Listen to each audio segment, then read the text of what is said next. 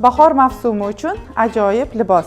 Tweed matosidan egnimdagi ushbu elegant lukni siz ham tikib kiyishni xohlasangiz, ushbu videoni oxirigacha ko'ring. Oldi asos andozamiz. Bu libosimizda asosan modellashtirish jarayoni oldi asos andozada bajariladi. Oldi asos andozamizni materialga buklov qismiga qo'yib olamiz va pastdan tepaga 8 cm chiqamiz. Va asos andozani yon qismidan esa beldan tepaga 12 cm chiqamiz.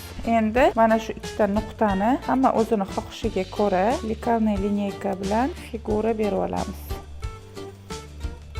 va shu joyini qirqib olamiz. Ana endi asos andozamizni mana bunaqa ikki qismga bo'lib olganimizdan keyin mana shu vitichka qismini yopib olamiz. Mana bel qismini vitichkasini yopib oldik va mana shu bel qismini matoni buklov qismida vitichkani yopib olganinglardan keyin buklov qismida bichib olasizlar va endi buni olib qo'yamiz. Endi tepa qismiga o'tamiz. Ana endi bel vitichkani asos andozani tepa qismida qirqib olib, ko'krak tepa vitichkasini bu yerga ko'chirib olamiz. Tepa ko'krak vitichkani mana bunaqa holatda yopib olamiz.